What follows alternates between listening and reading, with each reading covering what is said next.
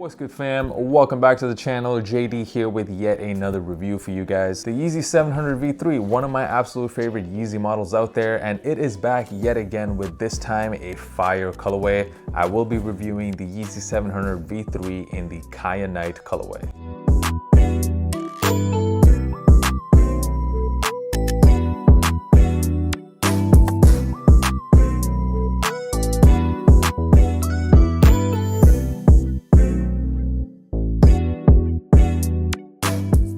So what up, guys? I hope y'all are doing well. So in this video, I will be breaking down the sneaker. We'll talk about the 700 V3 model and how good this particular colorway is. We'll get into sizing. We'll cover resale predictions as well. Are these a good hold right now? Prices are pretty low. And of course, I'm gonna give you that on-feet look, so make sure you stick around until the end of the video. Before we get started, let me just say, if you haven't already subscribed to the channel, I'm not gonna ask you right now to subscribe. Just watch the video. If you find it useful, then hit that subscribe button. So the Yeezy 700 V3 Kyanite. First of all, is that even what these are called? Is it the Kyanite or the Kyanite or the Kyanite?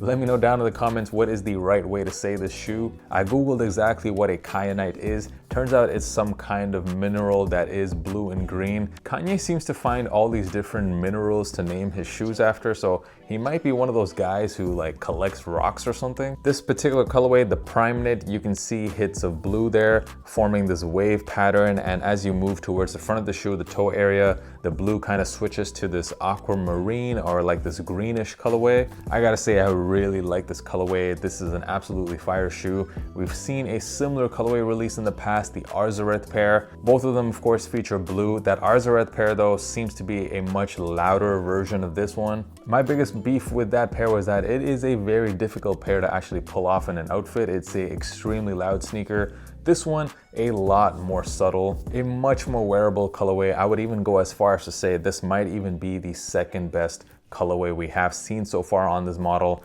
after the original pair, the Azales. The 700 V3 in general, I feel, is a much more wearable silhouette than the V1s and the V2s, mainly because these models are just a lot more bigger. So they go with certain types of pants, especially wider fitting pants, baggier pants. But the V3s for me go with pretty much all kinds of clothing. You can wear them with joggers, slimmer fitting pants, even baggier pants. They seem to go with everything. One thing about this sneaker that I didn't really notice in pictures was actually the midsole. The midsole is very much an eggshell looking white. It's not a pure white like we've seen on some of the other V3 models like the Azales and also the Arzareth pair. The Arzareth pair had a much more whiter midsole. This one is definitely a eggshell white. And also you have this very nice gum outsole. It's very rare that putting a gum outsole on a shoe is a mistake. It generally looks pretty good, especially on this nice blue and white contrast. One small thing I kind of noticed on this shoe and also some other recent Yeezy models is that the size tag that comes with the shoe seems like Adidas is no longer using plastic. Instead, it looks like it's made out of some recyclable material here. So Adidas definitely trying to reduce its plastic footprint. You get an extra set of black laces to go along with this pair. The regular laces that do come with the pair, you actually don't even tie them. You can just slip your foot into the shoe. They are these bungee style laces. If you actually want to have regular laces on the shoe, it looks like you're unfortunately gonna have to cut these off. When it comes to sizing, a half size up, in my opinion, is your best bet. So whatever your size is in 350 V2s, even 700 V1 and V2, whatever your size is in those, it will fit the same in the V3s. I usually wear a US 11 in almost all shoes. However, on Yeezys, I usually go with an 11.5. No different with this pair. The biggest fault with this shoe and pretty much all other V3s out there is definitely the comfort. Not the most comfortable shoe. In fact, I would even say it is the least comfortable Yeezy model out there because there's no give whatsoever. It's a rock hard outsole. The price point on the sneaker is $200, which is lower than the price point of the V1 and the V2 to reflect that lack of boost. Let's get into resale. If you check my StockX link in the description, you can see that the prices right now are very low on this sneaker. And after you account for fees and all that other stuff, if you try selling this on a reselling platform right now,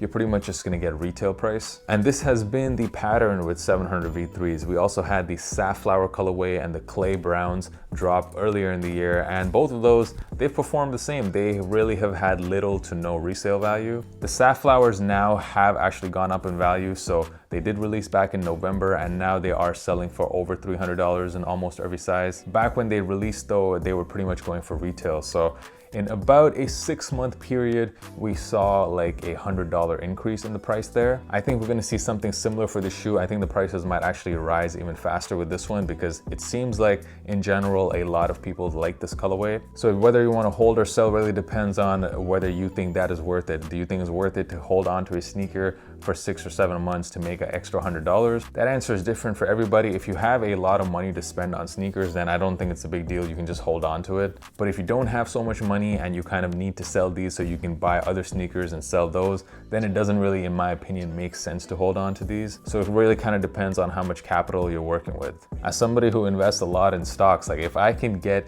a 50% return in 6 months, I'm gonna be putting all my money in that stock. It's weird how like it's so different when it comes to sneakers. Like someone might hear $100 in 6 months and think, oh yeah, I'm not even gonna wait, I'm gonna sell it right now. So it's crazy, like people have very little patience when it comes to sneakers, but other investments, it's like, yeah, okay, I'm gonna buy and hold on to it. So let's talk about it. Is the 700 V3 a cop or a drop? I personally love how this colorway is both loud and also subtle at the same time. It's really one of the best colorways of the 700 to release. I also own the original Azael pair. I will say one thing about the 700 V3 is that I don't feel like it's a sneaker you need to own multiple colorways of. When you have them on feet, all the colorways in my opinion don't look that different from each other. So I feel like if you got one, you don't really need to grab more. So for my personal collection, I'm not planning to hold on to these. However, I think the prices are really good right now on this sneaker and it's just a really, really nice colorway. So I definitely think these are a cop. Make sure you follow your boy on Instagram. That is the best place to contact me, and I drop a lot of fit pics and a lot of sneaker content on there as well. So make sure you guys give me a follow. The on-feet portion of the video dropping right now. Thank you guys as always for all the support on the channel and for watching this video. And until next time guys, peace.